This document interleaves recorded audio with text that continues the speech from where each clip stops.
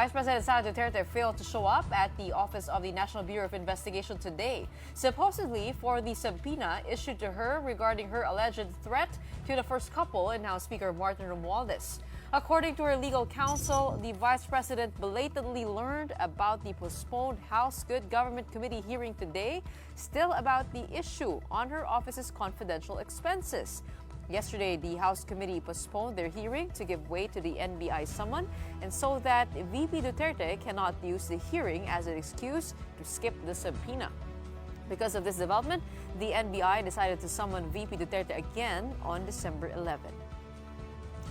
Let's discuss this further with our mobile journalist who covered the happenings at the NBI a while ago. Mary Mon Reyes joins us here on the studio.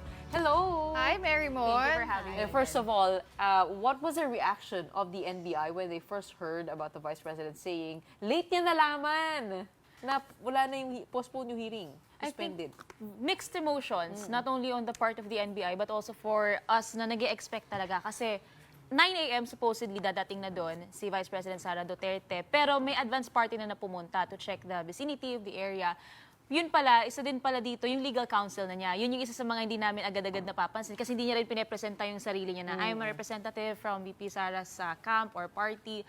So, around 10 a.m., biglaan in-announce na sa amin na from sa lobby ng NBI, akit na tayo sa conference room, hintayin lang natin si director, meron lang daw silang wrap-up na ginagawa, tapos may press con from their end. So, kami, okay, mukhang negative na. Kasi 9 a.m., pumatak na, 1 hour, wala. So doon na in-announce sa amin na late Ibig pala sabihin, nalaman. may team na si VP doon? Yeah, may advance party, yes, So, na pumunta beforehand. kasi security yan for Yes. sure, 'di ba? Yes.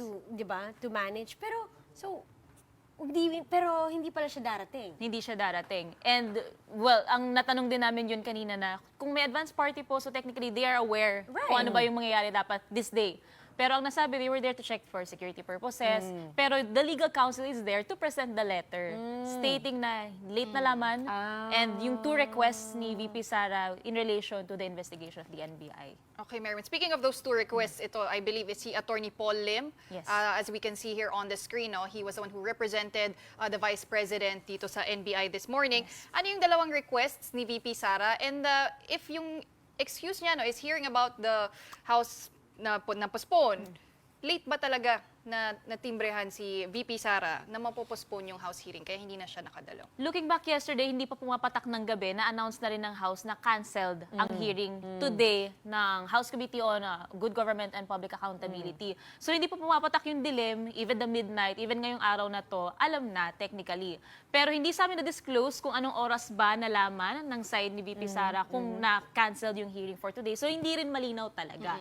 Pero yung dalawang request na stated dun sa letter na dala ni Attorney Lim is, number one, clear copy down ng documents na nag-i-initiate ng investigation, which I think is, ang sabi ng NBI, binigay na raw nila within today, yung clear copy nung documents Today lang na nila yun. binigay? Today. Kasi upon the request. Ngayon kasi ni-request. So binigay, nag-comply sila.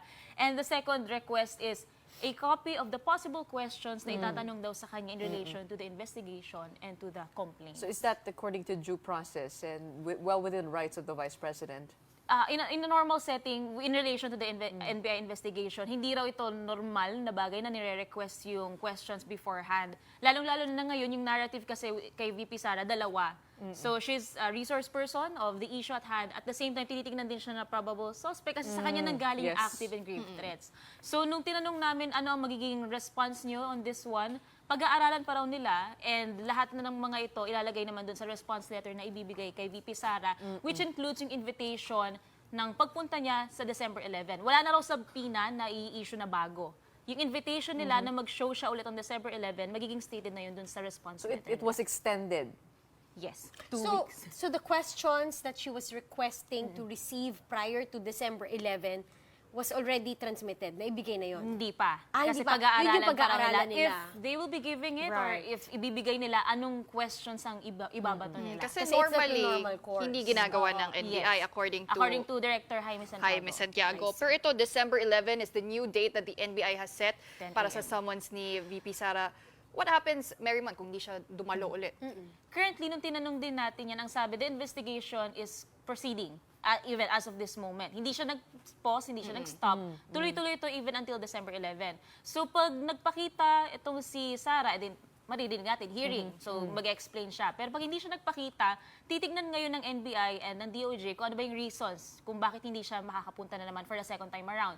So, if valid to or okay, so hindi pa natin alam if mag-extend pa ulit or what. Pero if invalid, maglalabas na sila ng reports based na doon mismo sa kung ano yung nakalap nila within the amount of time that they had. Pero kanina nakikita natin dito si Director Jaime Santiago yan na nakikipagkamayan doon sa legal counsel ni VP Sara. I mean, what was ano napansin mo doon sa parang nainis ba sila, na-frustrate, in-expect na ba nila na ito ang gagawin ng Vice President? I mean, can you Actually, tell us more about that? medyo frustrated sila based on observation and yung mga nasasabi rin kasi pinaghandaan and hinihintay din nila within today. Marami nang nakaabang sa labas and sa loob ng NBI dito sa Pasay. So they were actually hoping na magpapakita na and para hindi na tumagal pa. Buti nga binigyan pa ng extension, yung parliamentary courtesy. Hindi daw ito ni-request ni VP Sara, ang nag-decide daw nito ay NBI. So pinag-usapan nila ng mga director, sila nagsabi December 11. So tinanong din namin, bakit hindi na lang po next week? Kasi Bakit 2 weeks from now pa yan. Ang sabi, to give ample time to prepare pa raw for the... Pero kung if she chooses not to cooperate with the ongoing investigation of the NBI, it won't constitute naman to her getting arrested, tama? Not really. Tinanong namin yun and hindi pa naman daw. Kasi hindi pa siya tinatawag talaga na culprit or suspect. Probably self-professed na suspect kasi ngayon tinitingnan ngayon or yung tinatawag na mastermind sa nangyayari nito. Pero wala pa. Walang But she loses her opportunity. Diba? Yes, to explain herself. Is it possible to get her interviews in the public as the explanation of the Vice President? On December 11? Hindi ko wala siyang binigyan na paliwanag, hindi siya nag-appear, kukunin na lang ng NBI sa media. Mga media interviews. More likely, kasi ang sabi, actually, dapat today, ang sabi ng DOJ at ng NBI, if hindi pupunta, this was beforehand, not really today, kung hindi magpapakita on this day si Sara, the investigation will base sa existing evidences. So that would include especially yung online press conference na ginawa ni VP Sara nung weekend. So presumably, if next week hindi rin nagpakita si VP Sara, the evidence that they have, yun yung magiging basis. Sa totoo lang medyo iba yung approach ng NBI dito. Kumpara mo dun sa teacher nung 2020, I think, na nagsabi na bibigyan niya ng reward na 50 million kung sino makakapatay kay former President Rodrigo Duterte. Kinaladkad, inaresto. Ang sinasabi ng NBI sa amin, they don't want to make the same mistake because this particular case was dismissed.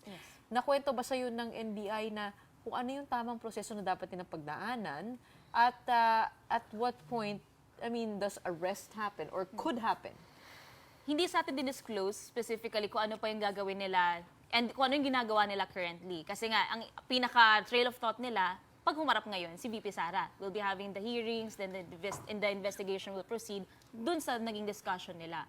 Pero for other necessary details in relation to the past case, wala silang sinabi tungkol dito. Pero ang promise nila, ang assurance nila, the investigation is ongoing, hindi lang dun sa sinabi na binitawan na active or grave threats ni Sara, kundi even yung threats daw na nakukuha ni Sara Duterte. So I think it's another topic to be discussed na kahit daw siya may pagbabanta rin sa kanya.